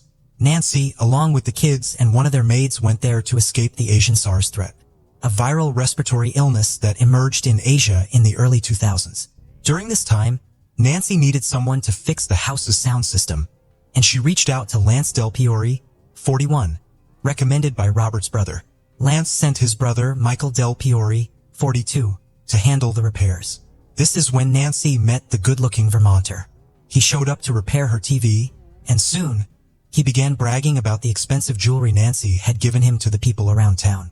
He even talked about the tattoo she got, which was something Robert, her husband, hadn't approved of. Nancy had started an affair with him, the man who lived in a trailer park near Stratton. She also claimed that Michael wasn't interested in her wealth and understood her struggles to be accepted for who she was as a person. He didn't judge her by where she lived, what she drove, or the kind of jewelry she wore. According to Lance Del Piore, who fired his brother over the affair, Nancy started to spend a lot of money on him. Even though he knew about the affair, Lance agreed not to tell Robert Randrew about it. Robert Kissel became suspicious of his wife. So on June 6, 2003, he hired Alpha Group Investigations, a private investigation firm in Farmingdale, New York, led by Frank Shea. The firm was paid a total of $25,000. Frank Shea, a former New York Police Department detective, sent investigator Rocco Gatta to Stratton to keep an eye on Nancy. Gatta spotted Michael Del Piore when he drove up to the house and immediately called Shea, who was on the phone with Robert. Robert then called Nancy and confronted her about the situation. Del Piore left the house shortly after, as reported by Gatta. On other occasions, Del Piore stayed at the house until late at night. Robert had also installed spyware on his wife's computer. When she returned from the US, he found out that she had conducted internet searches using very suspicious phrases like overdose of sleeping pills and medications causing heart attack. In August 2003, during a visit to New York, Robert confided in Shea, telling him he suspected he was being drugged as he often felt woozy and disoriented. When Shea traveled to Hong Kong for other business, he met Robert for drinks at the China Club on September 6, 2003. Shea recalled telling Robert that Nancy was trying to get rid of him. After Robert heard this, he struggled to believe that his wife of 14 years would do such a thing. In late September, Robert discovered bills for a mobile phone that Nancy had acquired secretly, listing her address as the Hong Kong International School, according to David No. This discovery was the breaking point for Robert, and he confided in David about his marital problems. Despite their troubles, the couple still appeared in public together. On October 8, 2003, Nancy and Robert attended a banquet hosted by the International Bank of Asia in Hong Kong, where former U.S. President George H.W. Bush was the guest of honor. Due to having a terrible argument, according to Nancy, they arrived late for cocktails with Bush. During dinner, she approached Bush's table, tapped him on the shoulder, and asked if she could introduce him to her husband. The ex-president then even posed for photographs with them. In the last week of October, a few weeks after their public appearance, Robert informed David No that he planned to seek a divorce and intended to tell Nancy that Sunday night on November 2, 2003. Robert even told David about his readiness to fly Michael Del Piore to Hong Kong so that Nancy would stay there while he stayed close to their children. During that week, Nancy made appointments with 2 doctors and obtained prescriptions for hypnotic and sedative drugs, as later detailed by prosecutor Peter Chapman. On the Sunday in question, November 2nd, Robert Kissel and an acquaintance, Andrew Tanzer, returned to the Kissel apartment after their children played together at the Jewish Center. Nancy prepared 2 strawberry milkshakes and asked the children to give them to their fathers. When Tanzer inquired about the contents, she referred to it as a secret recipe. Tanzer returned to his apartment where he fell asleep and later exhibited strange behavior, like consuming 3 tubs of ice cream, as testified by his wife, Kazuko Achi. At 5 p.m. that day, David called Kissel and found him vague and unclear, tired and sleepy. Later that same night, police alleged that Nancy bludgeoned her husband to death using an 8.3-pound lead statue, a Kishin family heirloom topped with 2 female figurines. While looking at the sequence of events, it became very apparent to investigators that Nancy was responsible. According to them, Nancy had kept the body in their house for at least 2 nights before she called workers to move the carpet she had wrapped him in. The trial commenced in June 2005 at the High Court of Hong Kong, where the prosecution accused Nancy of murdering her husband, to which she pleaded not guilty. During her testimony, Nancy described how Robert, after their visit to the synagogue, revealed his intention to divorce her and retain custody of their children. She claimed that Robert, in response to her pressing for answers, slapped her across the face. This angered Nancy and led to a confrontation where she pointed her finger in Robert's face, a gesture he very much despised. She recounted how Robert, in a fit of rage, dragged her to the bedroom, threw her on the bed, and engaged in forceful, inappropriate acts with her. Nancy managed to break free during the struggle, and as she crawled away, Robert grabbed her leg and tried to pull her back. She panicked and grabbed a figurine and swung it around in defense. After this, Nancy believed the confrontation was over. However, Robert recovered, grabbed a metal bat, and began swinging it at her head while she used the figurine as a shoe. According to Nancy's account, everything went blank at this point. She claimed no recollection of hitting Robert 4 more times with the heavy object, buying the rug, rolling him into it, or even calling maintenance to move it to storage. Although homicide detectives were aware Nancy had cleaned up the crime scene, she testified that she didn't remember any of it and only realized her husband was dead when informed by investigators. During the trial, a great deal of information regarding the aftermath of the murder was revealed. On the day when Robert met his tragic end, Nancy instructed her maids to purchase packing tape and rope. At the same time, she went carpet shopping and arranged for packing boxes to be delivered. These boxes were later filled with bloodied items, like the ornaments she wielded to commit the crime. On November 4th, she conversed with a female friend to confirm her plan to fly to San Francisco on November 17th for cosmetic surgery on her breasts. On November 5th, Nancy hired workmen to transport Robert's body, wrapped in the carpet, to a storeroom. A workman vividly recalled the carpet gave off a strong, peculiar smell, similar to that of salted fish.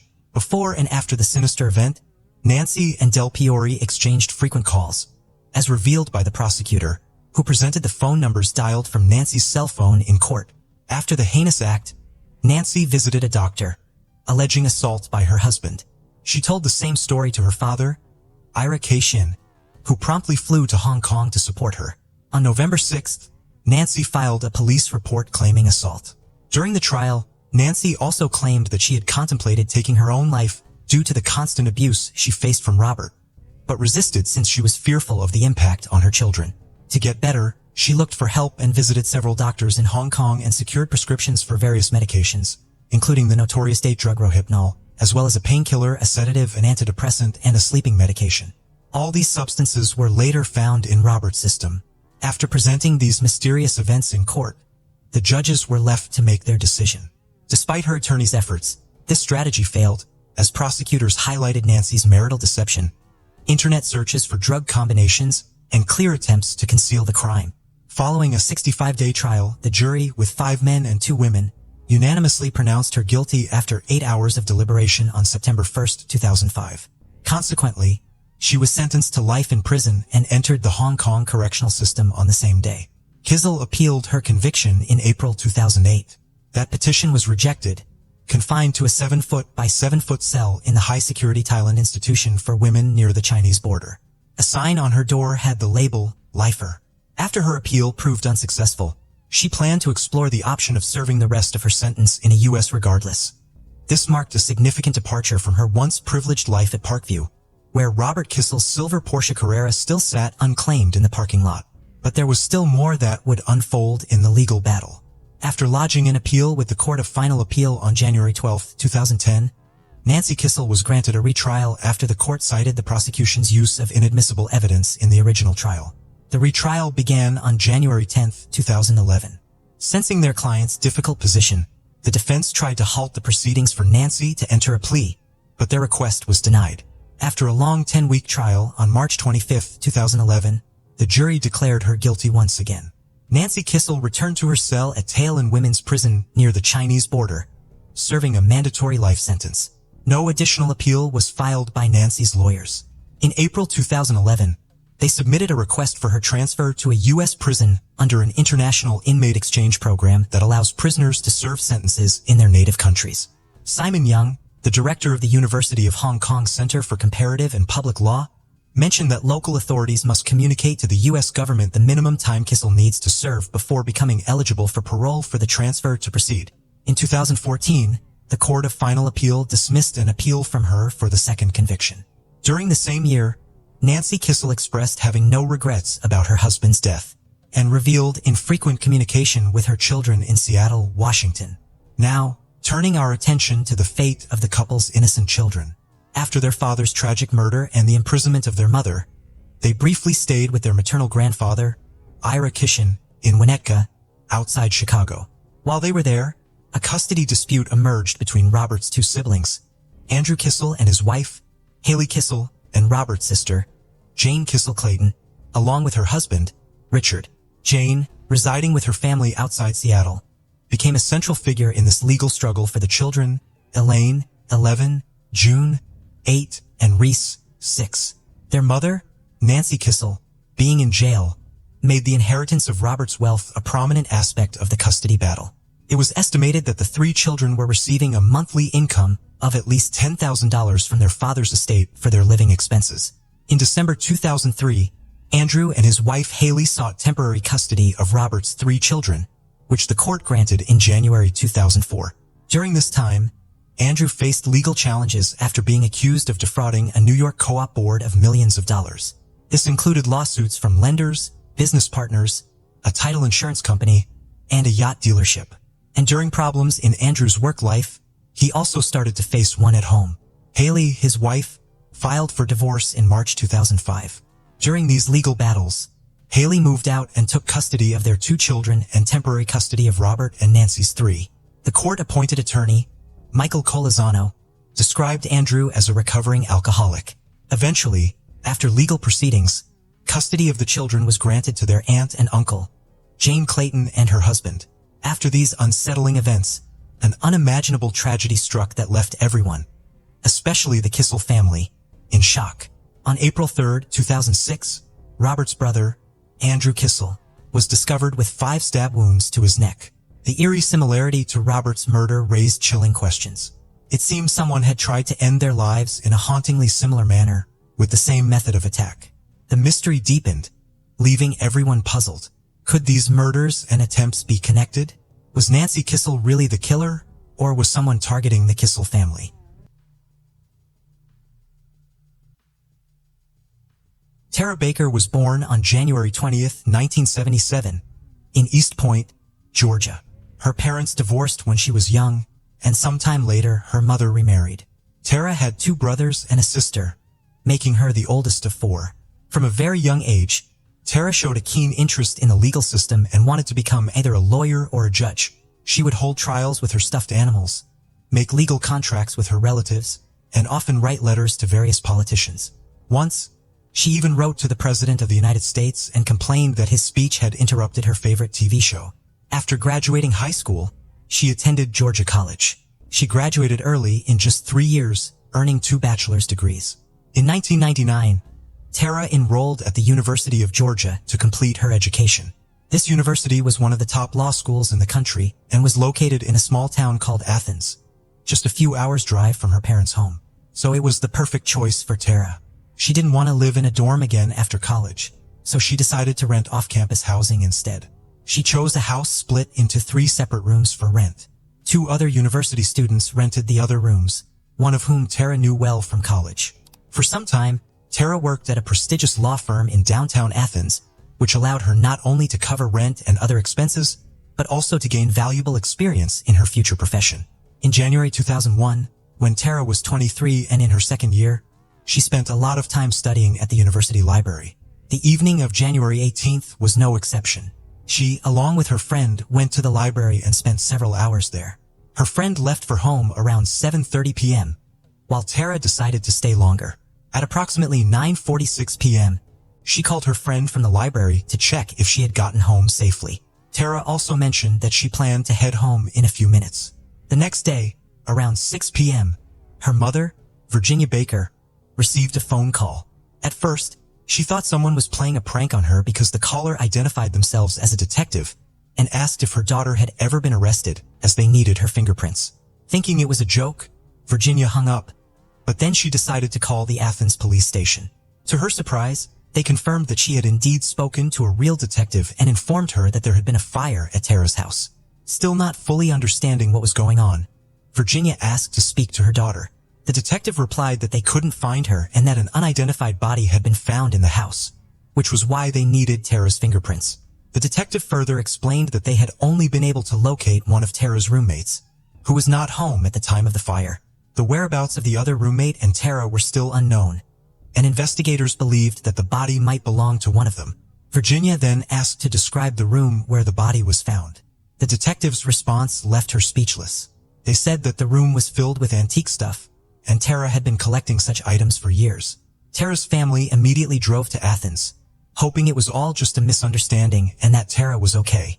When they arrived at the police station, they were kept waiting for a long time without any information. Several hours later, a detective finally informed them that the body found in the house belonged to Tara and that she had been murdered, not killed in the fire. The detective then said he was too tired to answer their questions. Before leaving, he added that Tara had left them a gift. Under her nails, experts had found fragments of the perpetrator's skin, which might help identify him. Tara's relatives, shocked by the news of her murder, were left in confusion and despair.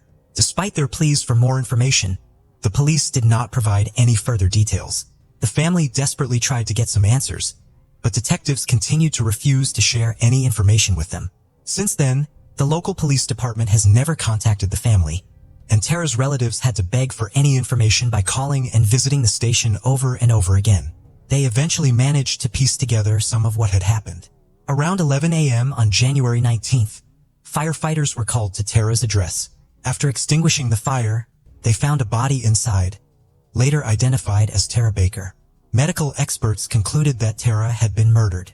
Her body showed signs of strangulation and stab wounds, and she had likely been assaulted. The fire had started after her death, leading investigators to believe that the perpetrator set it to destroy evidence. However, Tara's parents were never able to get the police to show them the medical examiner's report or provide detailed information about the murder. Tara's family also learned that many pieces of evidence might have been destroyed by the firefighters, which is not uncommon in such cases. Their primary goal was to extinguish the blaze and potentially rescue any survivors, and they couldn't have known that there was a murder victim inside. The family also discovered that the investigators likely didn't secure the house after finding the body, allowing anyone to approach or even enter the crime scene. As Tara's relatives gathered these pieces of information, they not only encountered the police's reluctance to keep them informed about the investigation, but also faced constant rudeness and unprofessionalism. At one point, they even started recording their conversations with the police and filed complaints against the local investigators. But this led nowhere. They eventually decided to conduct their own investigation and reached out to a well-known criminologist who agreed to help them. However, the local police department agreed to show him the case materials only on the condition that he would not share any information or findings with anyone outside the investigation, including Tara's relatives. The family hadn't been able to obtain Tara's death certificate for 10 years. It was only after writing to the state governor that they finally received the document. But even then, the detailed cause of death was not listed. It simply stated multiple injuries. Despite all this, the police did continue their investigation, although there were many questionable moments in their actions, which we'll discuss a bit later. When firefighters extinguished the blaze and discovered Tara's body, they called the police. Realizing it was a murder, investigators searched for evidence at the crime scene, but the room was severely damaged by fire and water. As the family later found out, some surviving items were never examined for fingerprints. The police were able to determine that Tara's laptop was missing from her room. Considering it was 2001, the laptop was quite a bulky piece of tech, yet no other valuable items were taken. This raised doubts about the robbery gone wrong motive. There were no signs of forced entry, leading investigators to believe that Tara might have known her killer and let them involuntarily. although the fire and firefighting efforts had damaged the crime scene so much that it was difficult to be certain. Both of Tara's roommates were out of town that evening, so she was home alone. Establishing the time of death was challenging, so medical experts estimated a time frame from 10 p.m., when Tara left the library, to 11 a.m., when neighbors called the fire department. The crime likely occurred closer to the morning hours since the fire didn't need much time to spread. The police also found witnesses who saw a middle-aged white man running down the street that morning. He was only wearing a t-shirt and jeans, which was odd given the fact it was winter. They soon found out about a phone call to Tara's university a few days before the murder. The university had a number for requesting student information, like phone numbers, which was used by students themselves or faculty. A man, sounding heavily intoxicated, called and asked for Tara Baker's phone number. He only managed to write it correctly on the 8th attempt. While this was highly suspicious, the man's identity was never determined. At the time of her murder, Tara had a boyfriend who became a person of interest from the very beginning.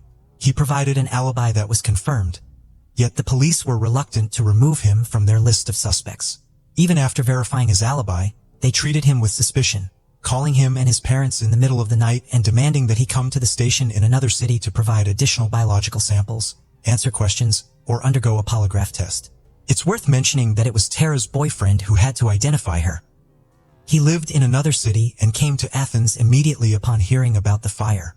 Although Tara's parents were already in town, the police asked the boyfriend to identify her.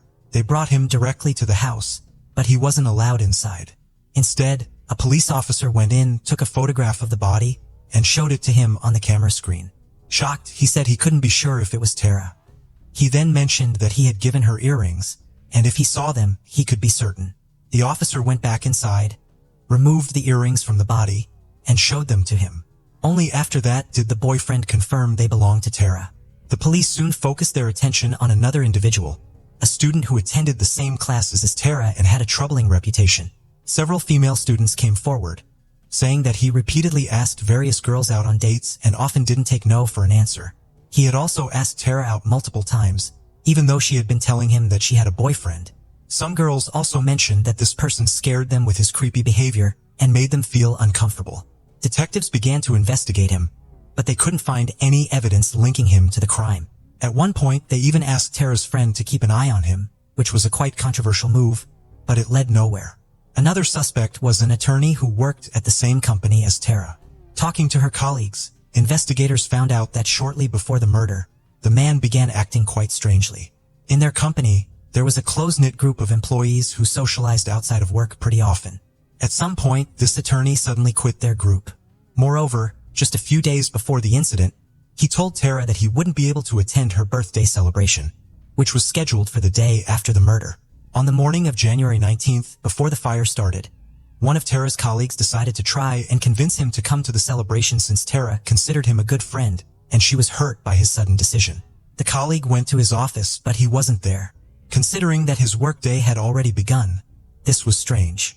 He had always been present at the office in the mornings, but on that particular day it wasn't the case. The colleague also checked his work schedule, thinking he might have meetings, but it was empty. He didn't show up that day, but the next day he went to another colleague's house and behaved quite strangely. Many people who knew him suspected that he regularly used illicit substances, which could have explained his behavior. But there was more.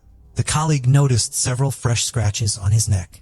As we remember, skin particles from the perpetrator were found under Tara's nails, which meant that she had probably scratched her attacker. The attorney claimed he was scratched by a cat and denied any involvement in Tara's murder. However, when asked who he thought committed the crime, he acted quite oddly. He started shouting that it was her father but provided no explanation to support this claim.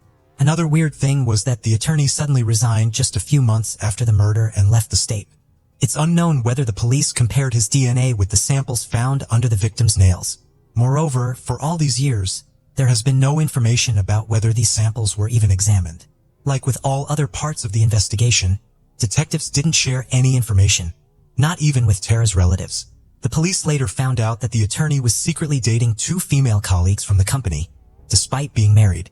This could have explained his strange behavior and absence from work without apparent reasons. Both of these women also claimed they were sure he was using illegal substances. The police weren't able to find any evidence linking him to the murder, and eventually they stopped considering him a suspect. Detectives also looked into the employees of the maintenance company associated with the house where Tara rented a room. They had spare keys, which could have explained the absence of signs of forced entry. But they couldn't find any leads there either. Since then, there had been no significant progress in the case. The police continued to search for new suspects and witnesses while keeping most details of the investigation secret, insisting that releasing such information could harm their efforts. Over time, they received several more potential leads. One witness reported seeing an African-American man outside Tara's house a few hours before the fire. Another mentioned seeing blood on a university classmate's notebook shortly after the murder. Police investigated both leads, but they didn't lead anywhere. Tara's parents raised $27,000 and offered it as a reward for any information that could help solve the case. Over the years, almost all detectives working on the case changed. The new team continued their efforts to crack the case, but there were no new breakthroughs. The main issue was the lack of evidence, as the fire and the firefighters' actions destroyed almost everything inside Tara's room that could have been of interest to the investigation.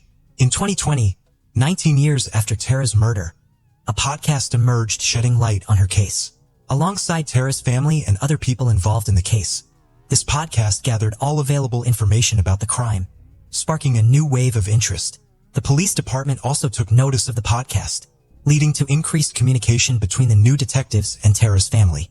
Thanks to that, the police began working on the case more thoroughly, but there was still no progress. The podcast episodes dedicated to Tara aired for 2 years, significantly impacting the fate of the case. It became one of the reasons why Georgia's government came up with a bill aimed at reducing the number of unsolved cases in the state.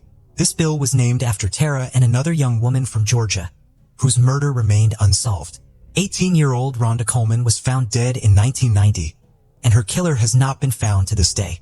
Even though Rhonda's murder was clearly unrelated to Tara's death, it was decided to name this initiative the Coleman-Baker Bill. In 2023, the bill unanimously passed, and the governor of Georgia came to Athens to sign it in the presence of the families of both victims. The law aimed to establish an unsolved cases unit within the Georgia Bureau of Investigation.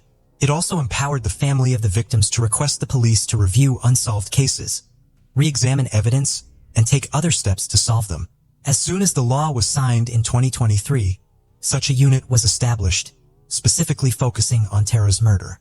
Detectives reviewed all available information and began examining the few pieces of evidence utilizing modern DNA analysis tools. This went on for several months until May 13, 2024, when the police called a press conference. After 23 years since the murder, they announced that the perpetrator had finally been arrested. The culprit turned out to be a 48-year-old man named Edric Faust. During the conference, investigators didn't disclose how exactly they identified the suspect, only mentioning that modern DNA analysis tools and other biological evidence played a crucial role. They refrained from revealing all details to avoid compromising the ongoing legal proceedings, and only at trial would they disclose what evidence they have against Faust. In Faust's arrest documents, among other charges, he was accused of assaulting the victim, so his biological material could have matched the DNA sample from Tara's body. As we also recall, traces of the assailant's skin were found under the victim's nails, and it's possible that modern tools allowed experts to extract the killer's DNA from it. As for Faust, he likely should have been in the FBI database for a long time due to his extensive criminal record, including numerous arrests for various offenses. At the time of Tara's murder, he was 25 and living in the same city. However, police stated they couldn't find any evidence indicating the suspect knew the victim, suggesting Faust might have broken into her home or convinced her to let him in under some pretext. Detectives also revealed that Faust had never been a suspect in the case and only came under their radar a few days before his arrest, thanks to innovative DNA analysis methods. At the moment, Faust remains in jail awaiting trial, and only during the process will we learn what evidence the police were able to find against him. Apparently, detectives did obtain indisputable DNA evidence, as Faust was denied bail. They have no doubt that Faust is responsible for Tara's murder, so her case is officially closed.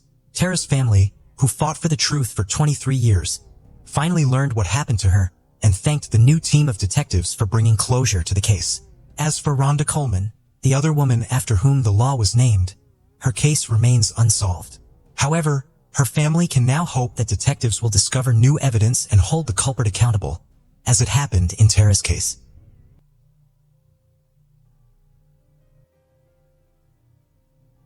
On July 11, 1963, a fisherman found a decomposed body of a young boy in the water of the Keene County Reservoir in Oregon. The boy had been wrapped in a blanket. The technology was not there yet to identify the boy with DNA, so he went unidentified for a very long time. In 2009, the National Center for Missing and Exploited Children created a composite image to try and generate new leads. The University of North Texas Center for Human Identification also uploaded the boy's DNA profile to the Combined DNA Index system, but no matches were found. Recently, investigators turned to genetic genealogy. As most of you know by now, it is a process where an unknown suspect's DNA left at a crime scene can be identified, using his or her family members, who voluntarily submitted their DNA samples, to a public DNA database. This allowed investigators to create a much larger family tree compared with using Cody's. Genetic genealogy is not only great for catching criminals, but also identifying unknown victims. Parabon Nanolabs were asked to help identify the boy.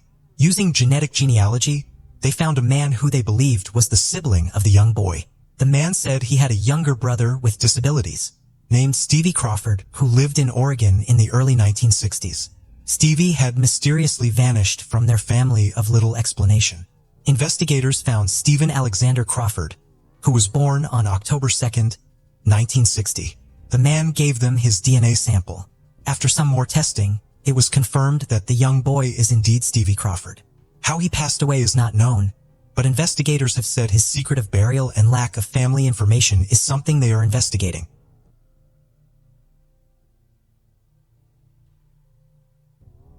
Yonkers Police Department officers on September 4, 2012, at approximately 5:35 p.m. responded to a 911 call about a suspicious package being found in the woods. Upon arriving at the scene, first responders found a decomposing human body that was wrapped in a large black garbage bag. Detectives with the department's Major Case Squad and Crime Scene Unit took over the investigation and were able to identify the victim as 26-year-old Bronx resident Pamela Graddick. Investigations determined that Pamela had been shot twice in the head at a location outside of Yonkers and dumped in the woods in an attempt to conceal the crime. Police identified Wanda Vaglia as a person of interest early on. She was the girlfriend of Pamela and they lived in the same apartment. They were unable to explain how the petite woman could have moved the larger Pamela's body to a secluded area in the woods. Following a 2-year investigation, authorities were unable to come up with enough evidence to charge anyone, and the case was transferred to the Yonkers Police Department Cold Case Unit. In January of 2022, investigators conducted an interview with 41-year-old Wanda Vaglia. During the interview, Vaglia confessed. She said that she shot Pamela inside the Bronx apartment they shared due to ongoing domestic issues between them. She said that she got the weapon from John Torres. Torres again helped her move the body from her apartment to the woods. In March of 2022, both Wanda Vaglia and John Torres were taken into custody. Torres was charged with second-degree criminal facilitation, first-degree prosecution hindering, and tampering with physical evidence, all of which are felonies. City of Yonkers Police Commissioner John J. Mueller said in a statement following the arrests, "The passage of time only reinforces our commitment to solving these heinous crimes. The Yonkers Police prides itself on focusing on victims and their families and doing whatever we can to deliver justice for them. I hope that these arrests bring some degree of closure to Pamela's family and friends, and I applaud the extraordinary efforts of our cold case detectives in closing this case after so many years. Well done."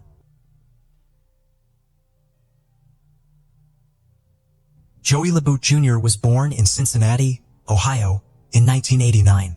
Quiet and reserved even as a child, he grew into an observant, quick-witted adult who tended to be a homebody. He graduated from Ohio State University in 2011 with a degree in financial planning and later worked at Morgan Stanley, living outside Columbus, Ohio, in 2016. On March 4th of that year, Joey was convinced to break his usual Friday night routine of Netflix and video games to join his cousin Stacy and her husband Kyle at the Union Cafe, a popular bar on High Street in Columbus Short North District. The bar was unusually packed that night due to the Arnold Sports Festival, an annual event drawing over 100,000 people to Columbus. After a few drinks, Joey, like many others, became more relaxed and social. While Stacy and Kyle stayed at a table, Joey spent much of the evening mingling, chatting with acquaintances and dancing. After midnight, Stacy felt unwell and wanted to leave but couldn't find Joey. She called and texted him, but he didn't respond, which was out of character for him. Assuming Joey might have stayed at a friend's apartment nearby, Stacy and Kyle went home. Stacy continued calling and texting Joey until 2:30 a.m. but received no reply. While Joey never responded to Stacy, his phone did send one final text message after he was last seen at the bar. This message only added to the mystery of what happened to him. At 1:22 a.m. on March 5th, Joey's phone sent out a one-word text message to one of his friends. The seemingly random string of letters has never been definitively found to have any sort of meaning. Joey's aunt has guessed that it may have been Joey's inebriated attempt to say Jonestown, the town where she worked and had mentioned earlier in the night when she had been texting Joey. A massive effort to find Joey began the Sunday after he was last seen. His family held vigils, and businesses up and down High Street displayed missing persons flyers. Local television stations covered the story, and Joey's picture was shared through social media. Rainy security footage turned over to the police by the union showed Joey walking towards the bar's exit without his coat, despite the cold temperatures that night. His car was still where Joey had parked it in the lot of the apartment complex he had previously lived in with his ex-boyfriend. His bank accounts were not accessed. His cell phone remained active for approximately 2 hours after he was last seen, and GPS showed that he had remained in the general area of the Short North. 2 weeks after Joey went missing on March 29th, his body was discovered in the Scioto River, several feet from the shore, caught on some debris. While Joey's family finally knew where he was, the discovery of his body added even more layers of mystery to the case. Joey's autopsy showed no outward signs of trauma, and the only drugs in his system were alcohol and caffeine. It would be easy to assume that Joey had either committed suicide or drunkenly fallen into the river by accident, but further examination of his body ruled these options out. There was no water found in Joey's lungs, which the coroner's office stated means that Joey was almost certainly dead before he was put into the water. The coroner's office was unable to determine Joey's cause of death. Suicide has been ruled out, and Joey's death was ruled broadly as a suspicious death. Police continue to investigate the case. As of now, however, both the cause of Joey's death and the identity or identities of those involved in it remain unknown.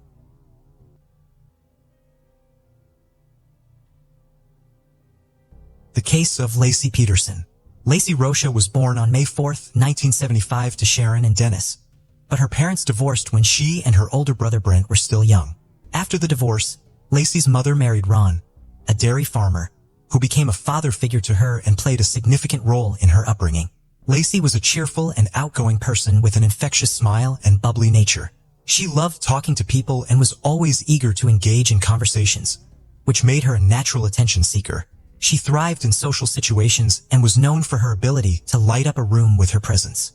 Growing up on a dairy farm, Laci developed a strong connection with nature.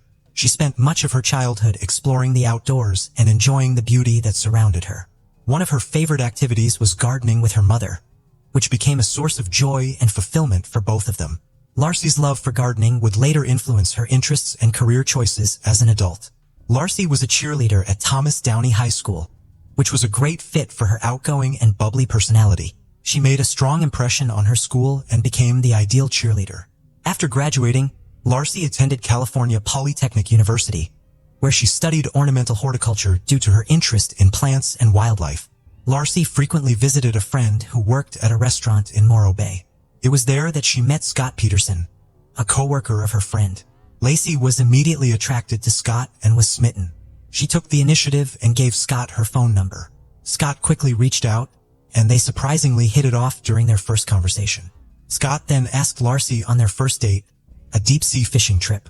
However, things didn't go as planned for Laci, who ended up getting seasick. After a rocky start, Laci and Scott's relationship blossomed, and they eventually decided to live together. Before meeting Laci, Scott had aspirations to become a professional golfer, but as their relationship progressed, his focus shifted, and he chose to pursue a career in business instead. Laci graduated from Cal Poly in 1997, and Scott followed suit the next year. This milestone marked the beginning of a new era in their lives, full of promise and potential. On August 9, 1997, the couple tied the knot in Isla Valley, San Luis Obispo County. The beautiful resort setting provided a stunning backdrop for their special day. Surrounded by friends and family, they celebrated their love and solidified their commitment to each other. After getting married, Laci and Scott embarked on a new business venture, opening a sports bar called The Shack in San Luis Obispo, California. The Shack, owned by Laci and Scott, started off slowly, but eventually attracted a steady stream of customers, with weekends being particularly busy. After several successful years, the couple decided to sell the bar in February, seeking new opportunities despite its stable income. Following the sale, they moved to Lassie's hometown of Modesto, California, and purchased a 3-bedroom, 2-bathroom home in an upscale neighborhood in October 2000. Lassie took on a part-time job as a substitute teacher, while Scott worked for a European fertilizer company. Lassie devoted herself to supporting Scott, taking care of the home, cooking, and cleaning. She made sure their home was always warm and inviting. In February 2002, the couple received exciting news. Lassie was pregnant, and they were expecting a baby. Lassie and Scott were expecting a baby boy with a due date set for February 10, 2003. They had already chosen the name Connor for their unborn child. On December 24, 2002, Scott stated that he left their house at 9:30 a.m. to go fishing at the Berkeley Marina. Scott said he left Lacey at home on Christmas Eve morning with a busy day ahead of her. She was planning to watch a Martha Stewart show, clean the floor, bake Christmas cookies, and walk their dog Mackenzie at the park. However, one of their neighbors found Mackenzie wandering outside their home around 10:30 a.m. and returned the dog to their backyard. When Scott came home from fishing that afternoon, he said the house was empty, with Mackenzie in the yard, but no sign of Lacey. Her car was still parked in the driveway. Scott claimed he showered and washed his dirty fishing clothes as soon as he got home. After his shower, Scott realized Lacey was missing and became concerned. He called her mother and stepfather, Sharon and Ron, but they hadn't heard from her all day and were worried about her safety. As the day went on and Lacey remained missing, Scott and Sharon decided to report her disappearance to the police around 6 p.m. They stressed to the police how urgent it was to find Lassie, who was 7 months pregnant with their baby, Connor. The police then questioned Scott out about his whereabouts and activities on the day Lassie vanished. Scott told police he went fishing at the Berkeley Marina, about 90 miles from his home in Modesto, where he lived with his pregnant wife, Lassie. However, from the start, police suspected foul play in Lassie's disappearance.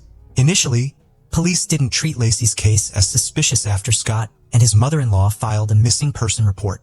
Lacey's family defended Scott, and the couple seemed perfect, making it hard to imagine Scott harming his wife. As the investigation continued, police grew suspicious of Scott. About a month after Lacey vanished, they made a stunning discovery. Scott had 2 secret affairs and a long-term relationship with Amber Fry, who contacted police on December 30, 2002 after learning Scott was a suspect in Lacey's disappearance. Amber said she met Scott on November 20, 2002 and thought he was single.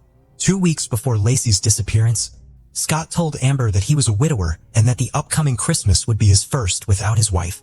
This revelation raised suspicions among the police, who wondered if Scott had already planned to kill his pregnant wife. To gather evidence, the police asked Amber to make a recorded phone call to Scott, hoping to capture a potential confession. The police informed Lassie's family about Scott's infidelities, and it was when they showed Lassie's mother a photo of Scott and Amber together that she became convinced of his guilt.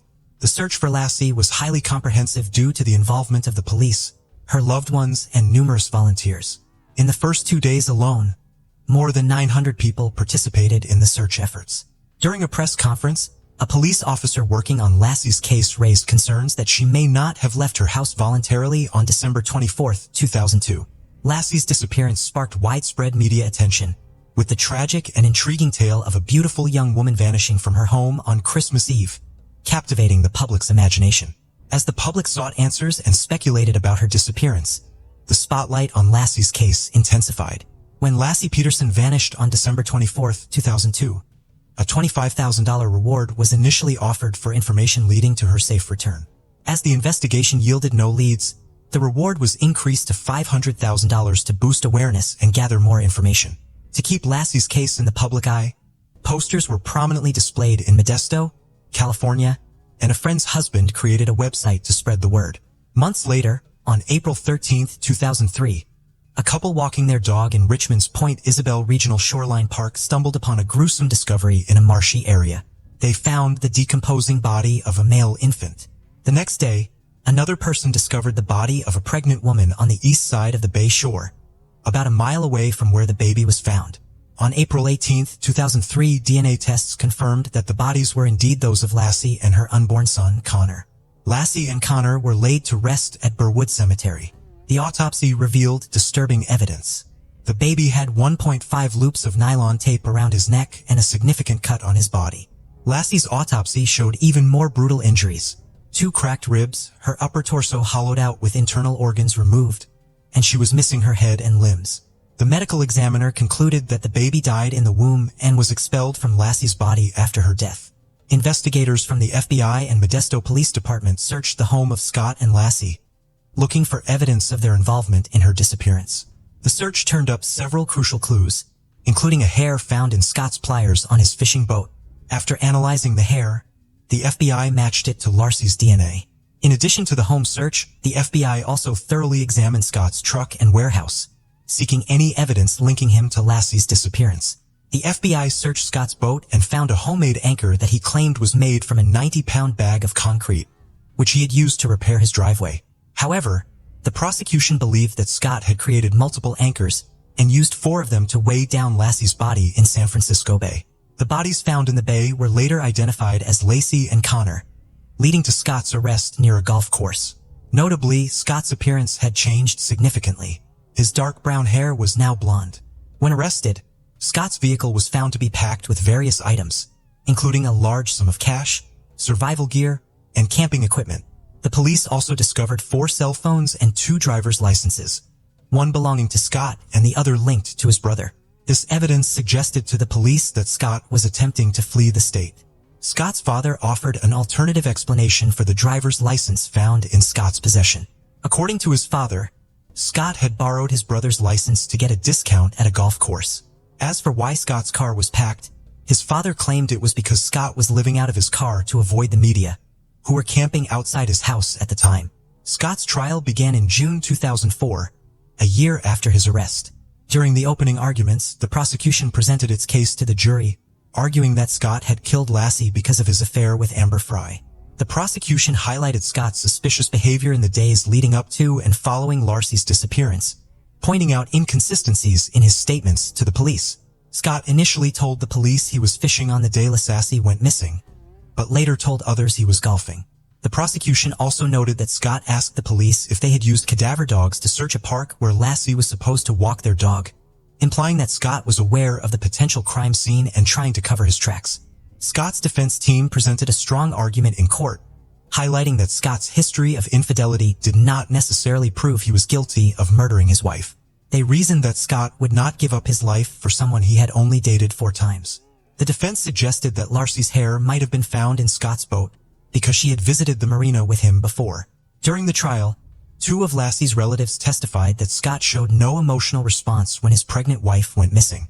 New evidence emerged when a realtor testified that Scott tried to sell their home in January, a month after Lassie's disappearance.